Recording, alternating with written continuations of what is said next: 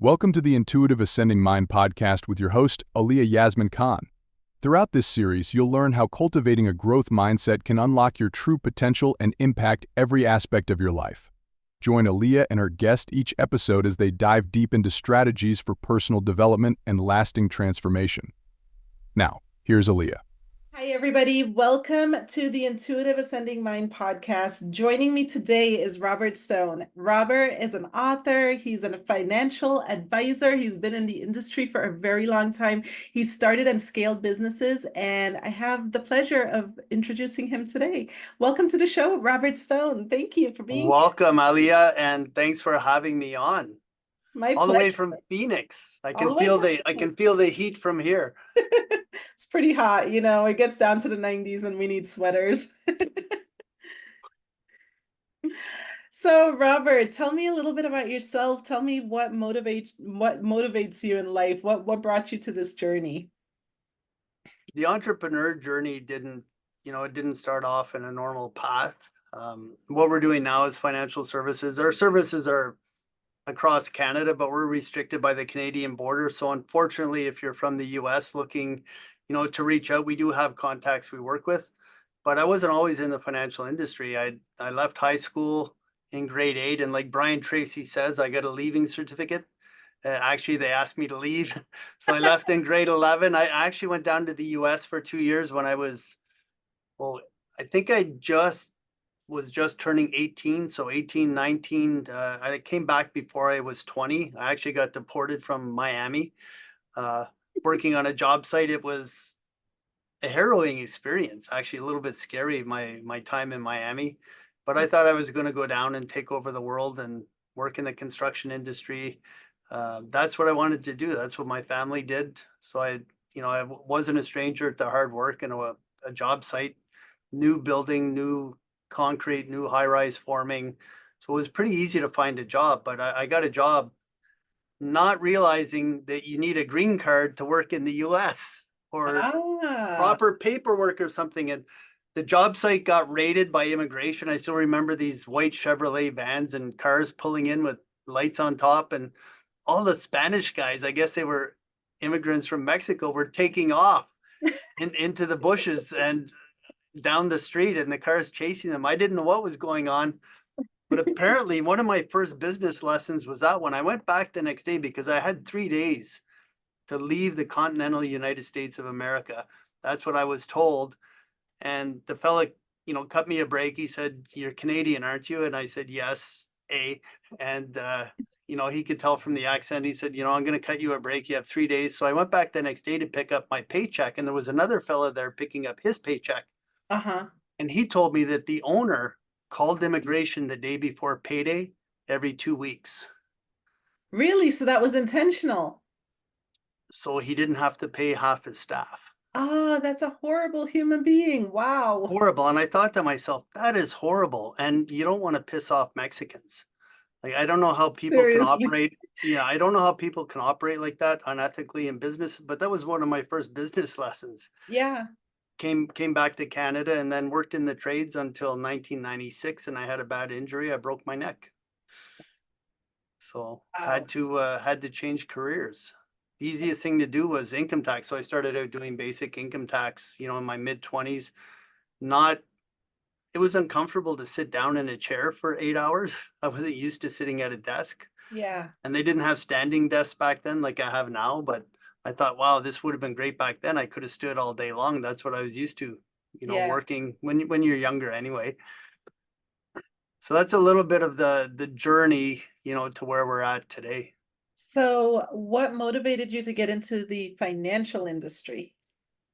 It was, there's always a little story behind everything, but my first, I had a good work ethic. That's something I attribute to my mother growing up. She had a single mom, had a couple jobs, always working hard, watching her do it. I'm like, I thought everybody, when you have a role model like that, you think it's just normal. Mm-hmm. But, in hindsight, it wasn't normal, for Yeah. your mother to be working late on Fridays and Saturdays and letting me and my brothers run the streets wild, in the 70s and 80s.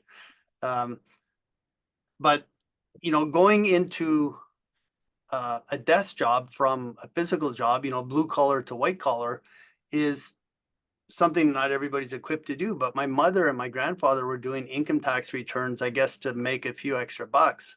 So it wasn't that intimidating. And when I was going through physio, they sent me to some retraining or some courses. And one of the workshops was, preparing your resume, and the lady was really helpful. She said, this exercise is to show you what type of job you might be suitable for. And the computer spit out an answer and it said accounting. And I had no idea what accounting was. I just said, well, I know how to do income tax. She said, yeah, you could probably find a job doing that. So I did.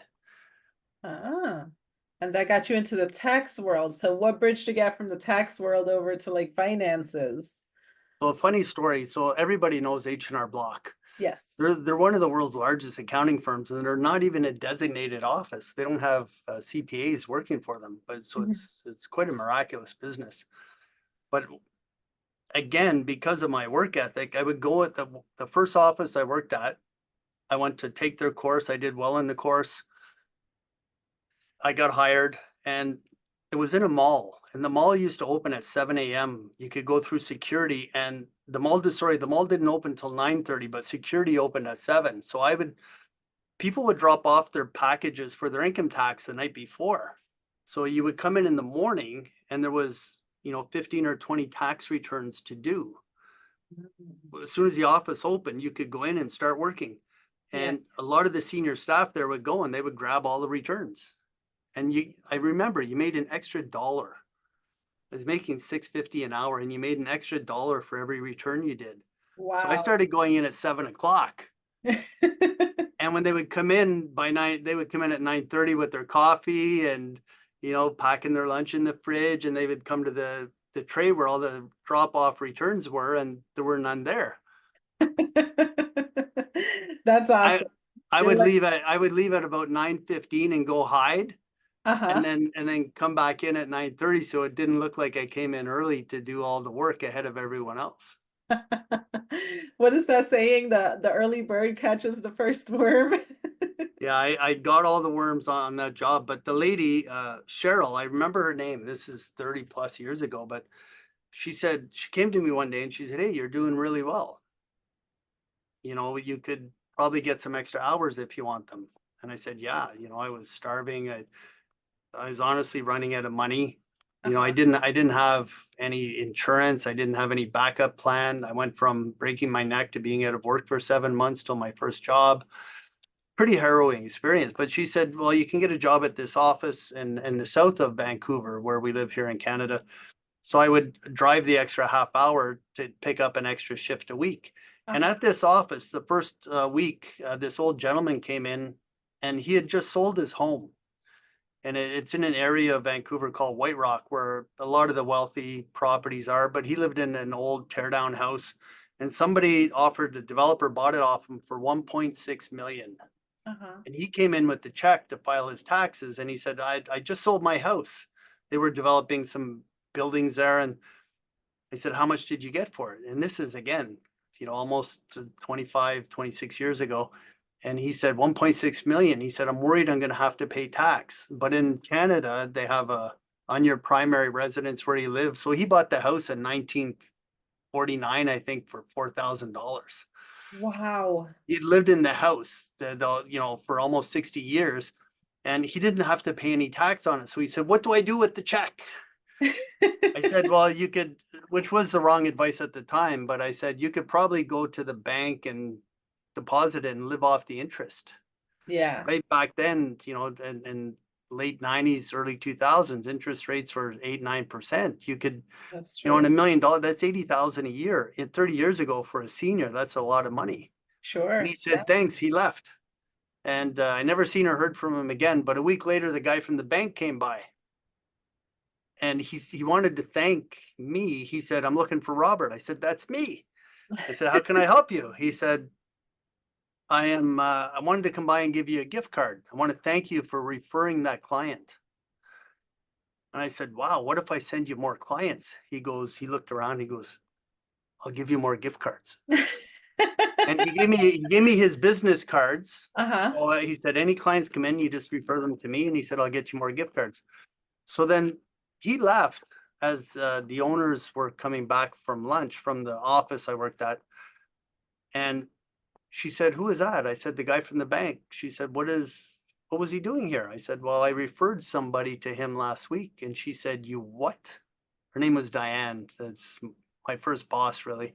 Uh-huh. And she said, "We don't do that here." I said, "Well, what am I supposed to do?" She said, "We have an investment advisor we work with directly outside the bank. We don't refer our clients to the bank." Mm-hmm. So she said, "I'm going to have him come in and have a little chat with you."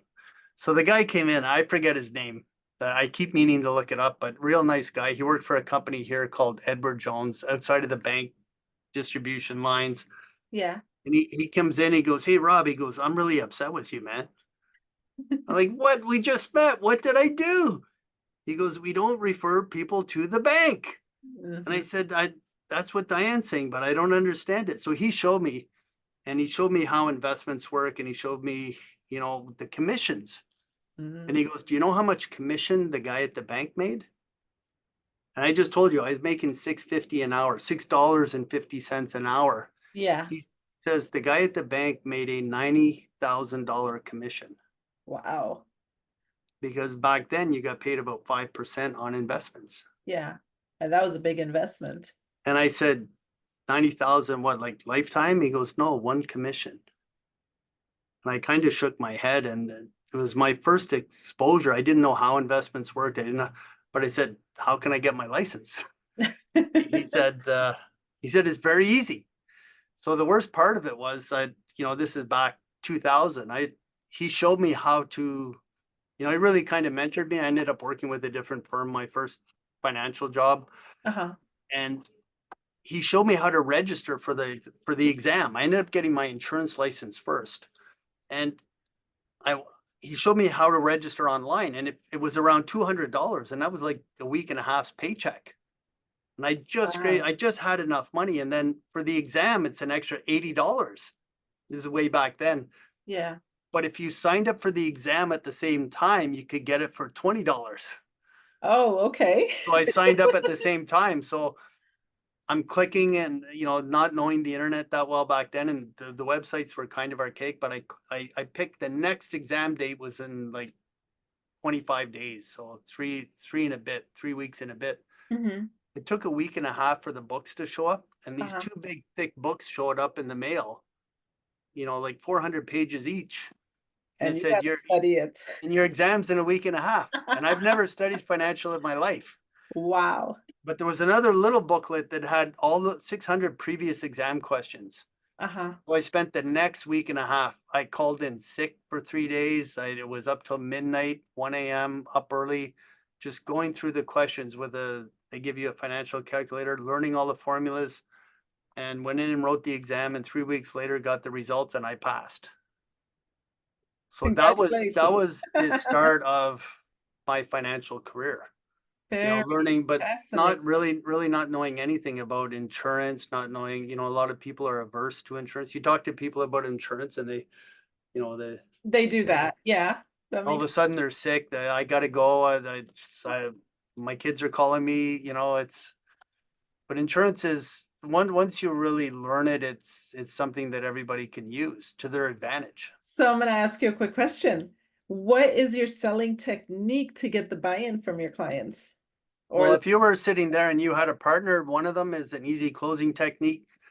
Learn it from Ben Feldman. I think he's online, an older fella. He might be passed. I think he's passed away now, but he might. He was around in the 70s. Mhm.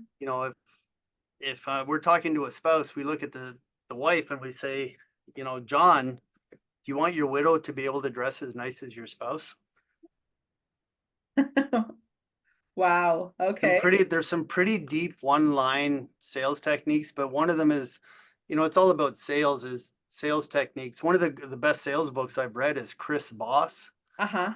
Never Split the Difference, but he has a simple That's a technique, great and book. yeah, Yeah. instead of trying to get no yeses out of people, try and get no's. Interesting. I like that. Yeah, one of them is, for example, if you're a business coach, Uh-huh. do you want to make more money? Yes. Wouldn't you love to have more free time with your children? Yes. All the old sales techniques getting yes. But instead of saying, do you want to spend more time with your children? Say, you don't want to spend less time with your children, do you? Ah, And when they say no, it lowers their guard and they're not as averse to like continuing in the conversation. And he has a couple other techniques. If you really narrow down the techniques, they're pretty phenomenal. yeah, that's an awesome technique. It's a good mindset technique. I think that would set up some salespeople for success if they were listening to this right now. But if they were listening to this right now, Well, they're definitely going to be listening to this. yeah, see, that was another technique. Repeat. I just repeated the last 3 to 5 words that you said. And if you do that, people will continue talking and let out more than they want to tell you. Yeah, that's pretty awesome. I love You know, that. if somebody says, you know, I really don't think we can go ahead with that offer today, you Mhm. would turn around and say, can't go ahead with the offer? And then they Interesting. would say, well, yeah, you know what? We just had this big deal collapse and we've got to wait for this deal to go through before we can move ahead with your offer or before we have the cash to be able to make that purchase. But by repeating the last 2 to 3 words, you get more information so that you can help understand what So the wait, before you resistance had is. the cash? Yeah, there you go. See, you're a quick study. I am. I love It's this not stuff. your first time doing a podcast, is it? Not my first rodeo here. There you go. I But am yeah, getting better. Like I started podcasting like just about a year ago, and I really had to work my way up through the process of getting comfortable with doing it, and then eventually getting comfortable with putting it out on YouTube too. So, I've been seeking to break all those paradigms, but I like that technique. That's a pretty cool technique. yeah, and not being a say, some people are born to sell, so but I'm not a natural salesperson, but fortunate enough, we have a national insurance brokerage, investment brokerage, mortgage brokerage, and accounting firm. And Uh-huh. we grew the firm in 2017 to 42 offices, 300 staff, and then Wow. sold it for multiple 7 figures. And now we're franchising it. That's pretty awesome. I love the idea that you're franchising it. What do you do in terms of the structure for for franchising it? I'm sorry. So another great book is The E-Myth by Michael Gerber. And I remember reading that book before I was in business for myself. I was working in the trades as a subcontractor, not really my own business, kind of buying myself a job and trying to get my own business going, not understanding how business worked. Then when I started doing income tax, learn more about accounting, I started working with business owners. That's where I really found out how to structure a business. And then you learn you have to really have an operations or procedure manual so that somebody can come in and replicate what you do. But Absolutely. but for us on the tax side, tax, if you go to any tax preparer across the US, because you're in the US, a lot of your listeners are there, um, every tax preparer should get you the same result on your tax return. So for us in the US, I think there's 1.2 million registered e-filers with the IRS. In Canada, there's a little over 110,000. Hmm. They all know how to do tax and they should all get you the same result. But the problem is most tax preparers are uh, left-brained, right? They're Okay. analytical, they work with numbers, they work well with structure. They're Yes. not creative. They don't know how to get on a podcast. They don't know how to create their own podcast. So that's kind of the problem we solve is bringing on tax preparers Hmm. that want to be part of a group that takes care of all that right brain stuff. Taking care of the social media, the marketing, the systems, the software that we use. We use a CRM that tracks all our client data. I remember trying to learn this myself, and I know for a fact there's probably less than 0.5% of the accountants in Canada or the US that know how to do that.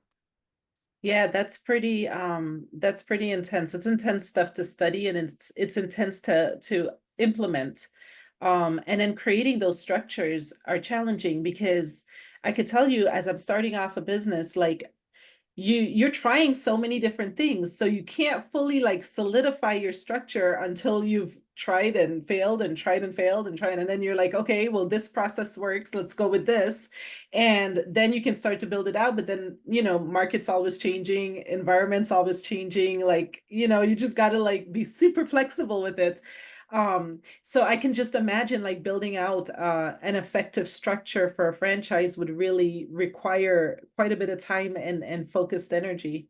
There's two parts to it, really. I think there's like in the E-Myth, there's what did he call it? The tactician Mm-hmm. and the business owner. So somebody who's great at writing, Mm-hmm. they don't know how to get a contract to get a book published, which Yeah. is what Brian Tracy's solving with this program where we're fortunate enough to be part of.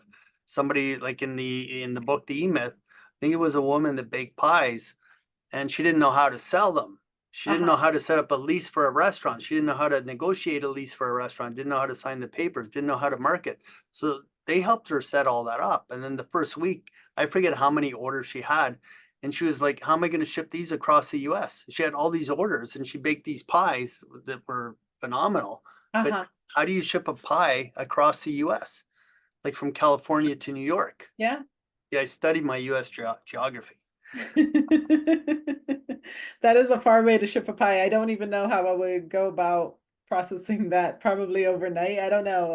But see, they can do it now. They have ghost kitchens in different cities, and you have the recipe in New York, and somebody can make it there and then ship it within 3 or 4 hours. Very nice. Okay, So that's a system. That's creating a system. So the problem we solve for, we'll call it accountants or tax preparers, bookkeeping software has a problem solved now where, the software, you can work with clients across the country in the US or internationally. But on the tax side, we let our tax preparers, our franchisees, just file tax returns. They don't have to worry about marketing, where the next client's coming from. We just filled their calendar with clients. That's very nice. And then they make a little bit of additional money from referring the clients for insurance, for investments, for mortgages. Yeah.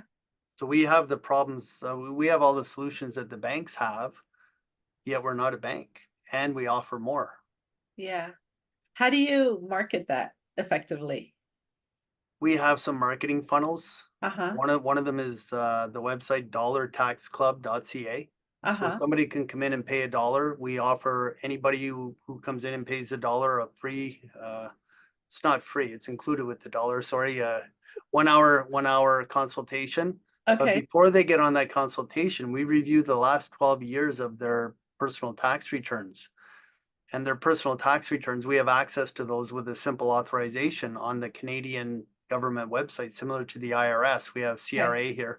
Yeah. And we can go back over 12 years. So first time somebody gets on a call with us, 9 times out of 10, we found money for them.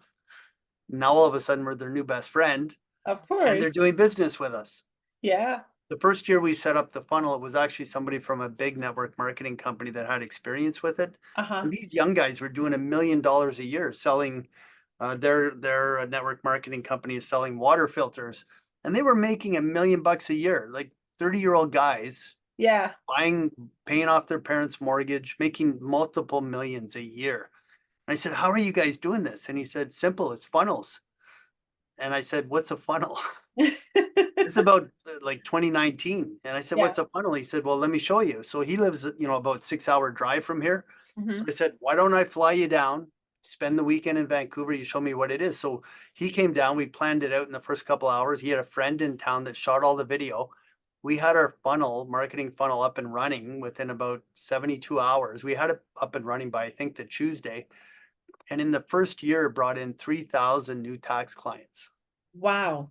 That's amazing. And what I like about it is that you got the buy-in because they have to, like, if they're investing $1 into it, they're somewhat committed, like it's a psychological thing. There's a couple of reasons why we went with the $1. One of them was it started out with $1, and then at the time, Dollar Shave Club was really big marketing. I don't know if you've heard of, a lot of people have heard of Dollar Shave Club, but the fellow heard of it.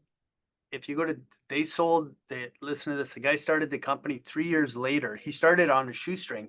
3 years later, he sold it to Unilever, that I think owns Gillette and all the other brands.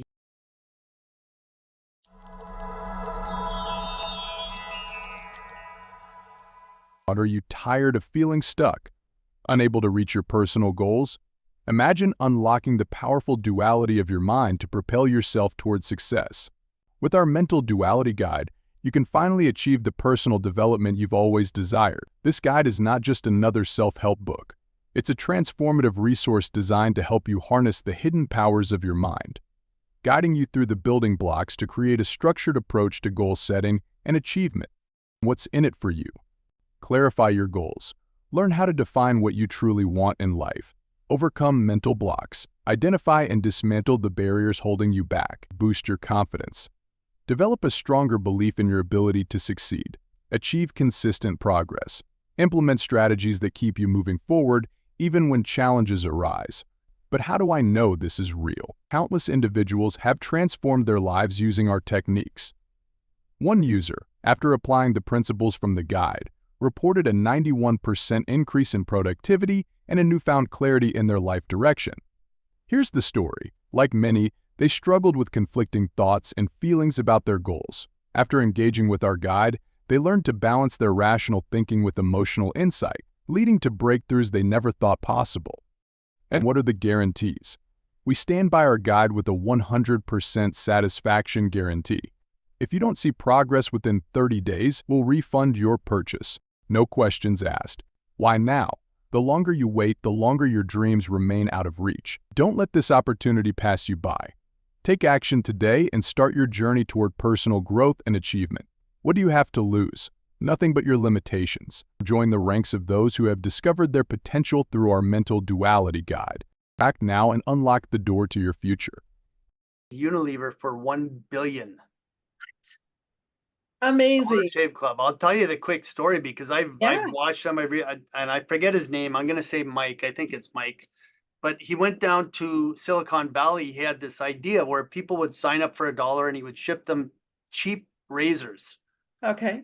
Right? For $1 membership, he would send you cheap razors. And his so familiar to me. Like, well, it'll get more familiar. So he came up with the idea that if people joined a club, they're going to buy razors, but what else are they going to buy for men, right? Because there wasn't a lot of, you have Mary Kay and Avon and all these brands for women. Sure. But men didn't have anything. So he thought, what about creams for men, shaving creams, and then colognes, and you can sell all this other stuff if you have members. So he went down and pitched this idea. And he was down there for a couple days, and you can watch the videos. He talks about his story often. And he went down and pitched his idea to all these venture capital companies, and he was rejected one after another. Him and his buddies were down there. It's a great idea. Why doesn't anybody love my idea? And he was, the last day they were leaving that night to go home or something, some on a plane. And they had their last pitch, and he went in and he said to the guy said, "You're not having much luck, are you?" And he said, "No." He said, "Maybe you could just give me some advice." He said, "I'll give you some advice." He said, "We all know each other down here in Silicon Valley. And as soon as you pitch one, everybody else has already heard about it before you go to your next meeting." He said, "Listen to this." He said, "Your pitch deck is too long." He goes, "You don't have a video. And he goes, wait, I got a video." And this is the video. He spent his last, I think it was $3,000 or $4,000 to get this video done. The video became viral, and 3 years later, he sold the company for $1 billion. Wow.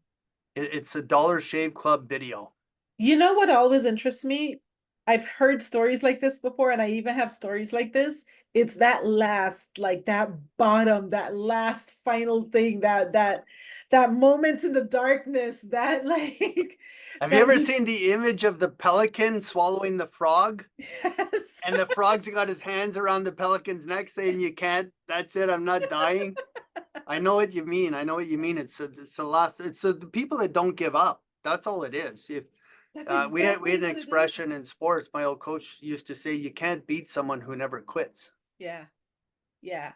It's that relentless pursuit of goal. It's that, like, I mean, that just amazes me. Like, I love hearing stories like that, because trust me, that night of the darkness like happens on a somewhat regular basis at times, because you just go through emotions and you're like, okay, I got this to do, I got that to do. And it can feel burdensome. It can feel overwhelming, especially when doors are closing in your face and you're still trying to push through. You're like, no, I know this idea is going to work. That's what I like about the mindset coaching, because a lot of people get it in their head that they can't do it. Yeah. When I started on my own, I didn't really know much about business coaching or mentorship or inspiration or conferences or, Tony Robbins, Brian Tracy, all these different things you can do for self-improvement. Yeah. But when I started, I had no choice.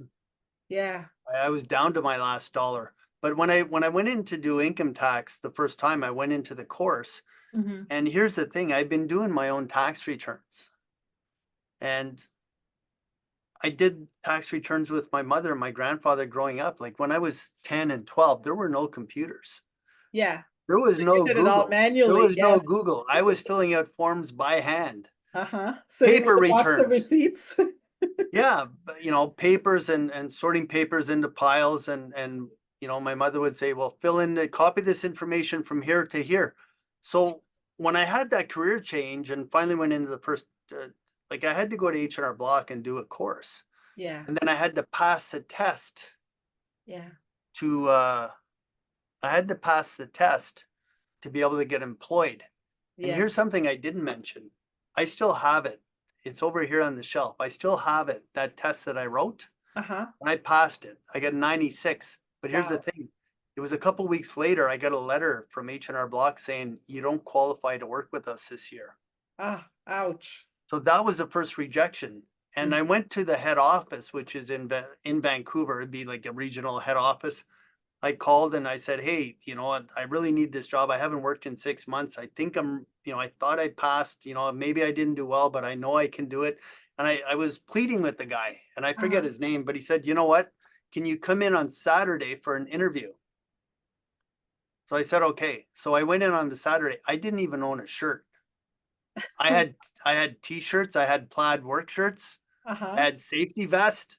I did Uh-huh. not own a shirt. I remember when I went and bought a shirt, I went and got it that morning before the interview, and it still had the creases where it's folded from when you buy it. You're supposed to iron it first or hang it in the shower or whatever. So I went in and I pleaded with him, and he said, "You know what? We're going to give you a shot." And I ended up working with Cheryl, and she was a great mentor. But when I went to that first office for my extra hours, Uh-huh. it was at the regional head office, and they Okay. were all out for lunch one day, and I went in the employee staff file cabinet. I was looking through it and I found my exam. So here's the thing, they told me I didn't qualify to work. You have to get, I think, 60 or 65%. Uh-huh. I got a 96% on What? the test. So in So hindsight, why they told me I didn't get qualified to work there, I think I know why. what was it? Tell me. Because every week you went to the course, it's a 16-week course, 2 nights a Uh-huh. week. Uh-huh. I was dressed in a plaid shirt. I was coming, trying Ah, to do odd jobs on the side, full of sawdust, yeah. not combing my hair, not So shaving. you didn't fit the visual appeal of this. Didn't fit the model, did Yeah. not fit the model, which is unfortunate. And it's something that was another lesson I learned, Mm-hmm. that you can't judge a book by its cover.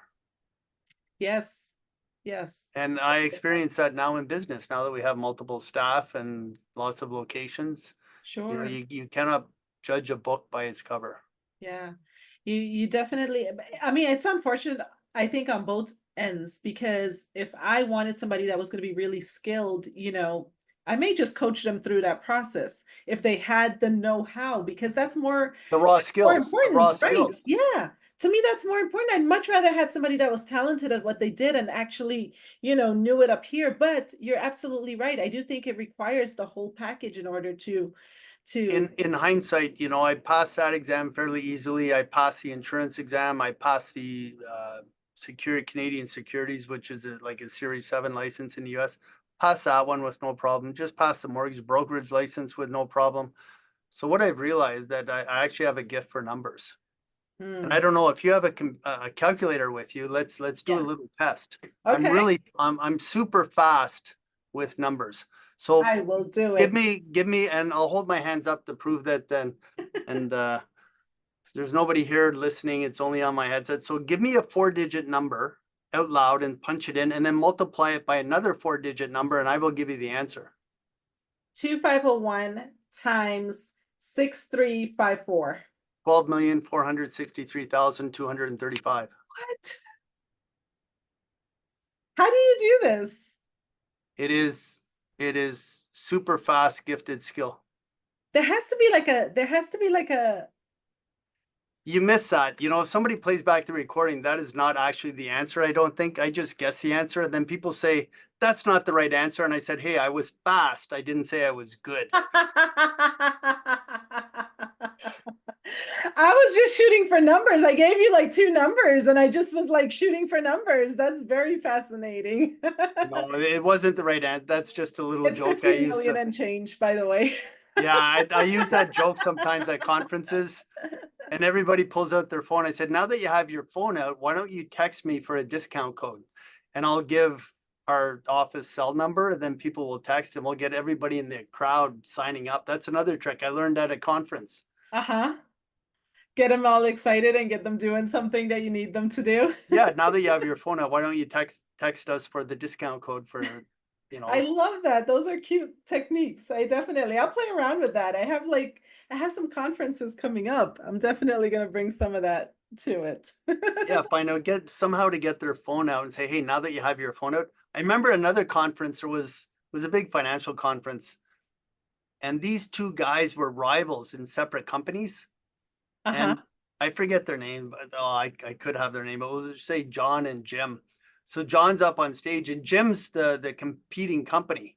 Uh-huh. And he goes, anybody ever wants to reach out to me, anybody ever has a complaint about the company or something you want to talk about, get your phone out and I'm going to give you my number. But he gave Jim's number. And Jim got like 800 texts because there was about 3,000 people at this conference. And he gets Oh, up and comes over to the chair. You see them talking on stage and he's shaking his head and doing this. So you got to have some fun at these things as well. absolutely. I know there's some secret to certain numbers, and that always intrigues me. Like the number 9 is special, the number 6 and the number 3 are kind of special. Yeah, if you add up any string of numbers, like a 5-digit string, you just add them up because you can add single digits very quick in your head. If you can divide 3 into the total number, then it's the whole number is divisible by 3. Yeah. Yeah. It's pretty cool. I am intrigued by it. I'm not that great with math. I'm probably more creative. That's why we have these things now. They can solve the problem in 20 seconds. That's pretty cool. That's pretty cool. Um, what would you like to share in terms of techniques with our listeners today? I'm not going to go down the accounting road with all the boring stuff. Uh-huh. I think mindset, not being a mindset professional, but really, I think practicing it in my own way Yeah. is you can't beat somebody who never quits is one. But I remember reading this book. It's called Go Boy, Goboy. Uh-huh. And I don't read a lot other than business books. Like I don't do any personal pleasure reading. But this book I read long before I was in business. And it Uh-huh. was just a book that happened across, my path, and I read it. And the guy was in the federal penitentiary, Canada's worst federal penitentiary. His name is Roger Carroll. Uh-huh. And the inmates took over the penitentiary in the early 70s, 1970s. And he wrote a story about it later. He said they broke into the segregated cell where all of the pedophiles and rapists were, and they tortured them for days. And there Wow. were no guards. They locked the guards out and they took over the entire penitentiary. And this one fella, they said they were torturing them and everybody was screaming and they were getting pleasure out of it. But this one guy would not scream. He Mm. wouldn't cry. He wouldn't moan. He wouldn't beg for forgiveness. And he said what they did was he took a knife and drove it into his leg and cut his leg open from his hip down to his knee. He still didn't scream. And they dumped salt into the wound. Mm-hmm. A bag of salt, just dumped it. And the guy still didn't scream. And they were breaking broom handles over the guy's back and neck and head. And he still wouldn't scream. I guess he was just numb from the pain. But the guy recovered. He said that guy recovered and he survived. He said, but it's amazing what the human body can withstand. Oh, So absolutely. since my injury in 96, I've had several back surgeries. I've had 2 discs replaced in my back, 3 in my neck. And every time I have a surgery, I just remember that story. I'm like, my body will survive no matter what happens to you. So Absolutely. if you wake up and you get a sore leg, just think, what about the guy who has no legs? Yeah. You wake up and your fingers are sore. We had a lady, one of my first accounting jobs was at the major food bank here, second largest food bank in Canada. And this lady used to come in her 80s, and she used to volunteer opening with a can opener. We had donation tins that were distributed, And we would get thousands of them in, and she would volunteer every week. And I said, we can get you an electric can opener. We had them. Uh-huh. She says, no, she says, I like opening them by hand. She goes, that's why I come in to volunteer. She goes, I have arthritis. And she goes, after I spend a day opening cans with that manual can opener, she said, my hands feel great for a week. Wow. Yeah. If you don't use it, you're gonna lose it. Like that, I feel that way about the body. Like you have to push the body. So it's not so much like that's combined, I think, with mindset. You're the professional, you would know, but it's just my mindset is that I've been through so much, so many injuries that pale in comparison to what some other people have gone through. And I'm like, my body will survive. My body Yeah. will recover. What's the worst thing? When my injury was at its worst, my legs would go numb and the pain was so horrific. I thought about going in and get my legs amputated. That's how bad it was. Yeah. Yeah. But now I say, your body can survive anything. So if you're going through a little bit of physical grief, don't Mhm. worry, you'll get over it. Yeah. Yeah, our mind is the most powerful thing, and when we give the command to the body complies. The challenge that I have with a lot of people that I encounter is that they give the wrong commands. So is the mind named honey? So every time your mind gives a command, you say, yes, honey, yes, Yes. dear, yes, dear. Yes, yes. But most people don't always do that. So the mind just gets to run the show and the body just, ends up being the victim to the mind in essence. And most people can't grasp that idea. So they don't spend enough time working on mind in order to impact physical reality. But all things that are physical comes from the non-physical. And it's interesting when you practice it, when you play around with it, you don't know it until you know it, and then when you play around with it, like you start out with like little ways of testing it, and then when you start to realize, hey, wait a minute, this does work that way, you start getting a little bit more, adventurous in testing it, and it absolutely works 100% of the time, all the time, whether you're consciously aware of it or not. But and that comes back to our mind. I'll tell you something, like proactively before, in the past. So I'll tell you, old Aaliyah, before like maybe getting a flu or something like that, the moment I start to think that I was getting sick, like I could hear the thoughts in my head, oh, you have a sore throat. I think you're getting sick. Well, I think therefore I am. So in that moment, I will rewire. I have not been sick, thank goodness, like knock on something, but I have not been sick in like so many years, because the moment of the conceptual thought, I switch it like this. I'm like, nope, I'm healthy. I'm healthy, I'm strong, and I can withstand anything.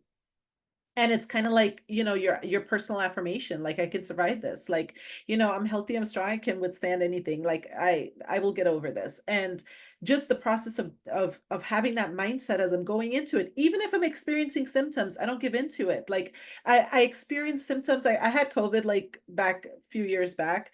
And So I give I away did. COVID. Yeah. Yeah, but it's so interesting because everybody said it's respiratory. I said, this is not getting into my respiratory system, and it didn't.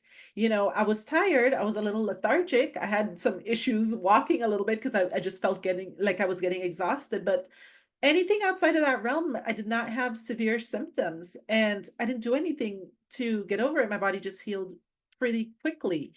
And it's not to say that I'm necessarily the healthiest eater in the entire world or the best, I'm not perfect at any of these things, but I know that mind is impacting physical reality. So from the moment of getting it, I was like, no, I'm healthy, I'm strong, I'll get over this.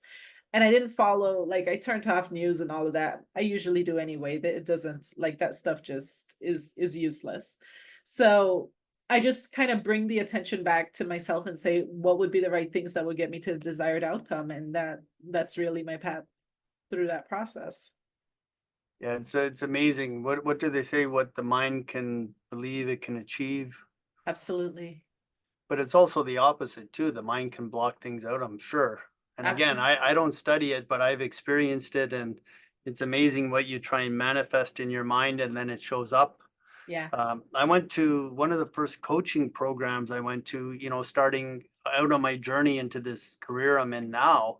Mhm. Started going to more mentorship programs and coaching programs and going to seminars. And one of the seminars I was at, There's a little story around it. It's a local guy here, and I'll give him a plug because he puts on great seminars. It's called Make Your Mark Success. So it's similar to the, all the Tony Robbins and these. Sure. And I don't think he's quite international yet, but does some great seminars. And I showed up at the first one and I was putting business cards on every chair. And he came by and he said, that's like spam. So I was going around picking up all the cards. And then I was sitting at the back, so I could plug in my charger because it was one of the chairs close to the wall.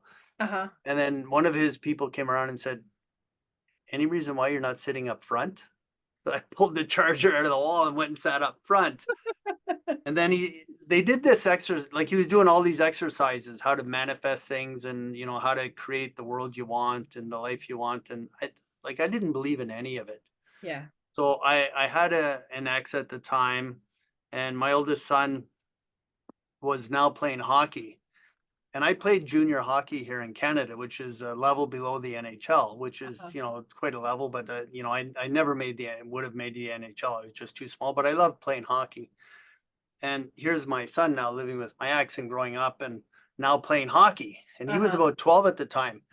And I hadn't owned a pair of skates in about 20 years. So one of these exercises was manifest the things you want. And I said, you know what? I want to go out and get a pair of skates. I was writing this all down, pair of skates. So this was a 3-day conference. I went home that Saturday night and I went down to the garbage room to throw in some garbage. I was living in a condominium. And guess what's sitting on top of the garbage dumpster? Is a brand new pair of skates that was my exact size. Stop it. My exact size. Wow. Size 10 skates. They were still in the box. They were used a little bit, but they may have been used a couple times. But when you wear skates or a baseball glove or something, you have to wear it in. They weren't even broken in. The skates were like almost brand new. I'd say maybe worn maybe 2 or 3 times maximum. I kneeled down like I was taking an 8 count and started crying in front of the dumpster. And I brought them in the next day. And I broke down for about half an hour. I had to leave the room going, I couldn't stop sobbing. I went up, he said, you got to tell this story, Rob. You got to tell this story. And his name's Colin Sprake with Make Your Mark Success. But he was one of the first experiences I had with, like a business coach or a business trainer or a conference. So there is value in these things. But yeah. Oh yeah, absolutely. I could not believe that. Yeah, I can tell you there were times I would pull images. I remember back in 2019, right before COVID hit, I had this image of this beautiful turquoise water. And I mean, I've always loved beaches, but there was a unique color to this particular turquoise water. And I think it was of the Maldives. And that kind of very light turquoise seawater is just beautiful. And I had that image saved in my phone. And I remember a few years back, about last year or 2 years ago, a friend of mine, we were in the Dominican Republic. A friend of mine takes a photo of me snorkeling, and the photo was an exact match to that water, like the clouds, the sky, everything. If I can get that edited into this, I will do that, because I think people just need to check in the links below for check in the links below. We're gonna plug this in, because it was just when I saw the photo, I just gasped, because in the moment I didn't even realize that was happening. I'm just living in the moment. I'm just swimming, and then finally we get back, and then and we're exchanging photos of the day, because we were out on the boat all day. And we're exchanging photos, and he sends me this photo, and I was like, no way, you don't understand. I had this photo saved, and this photo looks exactly like that photo, and that just was mind-blowing. But yeah, I think it's exciting, especially, and I don't believe in manifestation. I really think I think of it as an alignment rather than a manifestation. So I'd rather be in alignment than be trying to be this, master manifester of life and stuff. But in alignment, when we have those ideas, and just to bring it back to your scenario, when you had the idea or the inspiration that you wanted to skate, that's inspiration. And to be inspired to do something is what actually allows it to become manifest in your life. Like it's that inspiration, because inspiration is coming specifically to you at that particular moment. That's your cue up to say, hey, I'm supposed to do this. And it was even my favorite brand of skates. that's so insane. That's It's the so insane. same, CCM, I don't even know what it stands for, is a brand of skates up here, or a brand of sports equipment. Sure. And it Yeah. was the exact same skates I wore for years, the exact same brand, except a brand new model or a brand Wow. new pair. Yeah. And It's still insane. I think that's so insane. When those moments happen, that's what just makes life so magical. Because like even when you're dealing with like crap on a regular basis or whatever, you have that one moment and you know that like you can somewhat be in alignment with something and have an idea become manifest. Like, But you have faith in life again. yes, yeah, absolutely. I love that. I want to thank you for being on the show today. I think you gave a ton of great information. Couple stories, a little bit of inspiration. I hope. Yes, absolutely. I found inspiration in what you shared, and I found some great techniques for selling. And yeah, I think this is awesome. Thank you so much for being on the show. I appreciate you.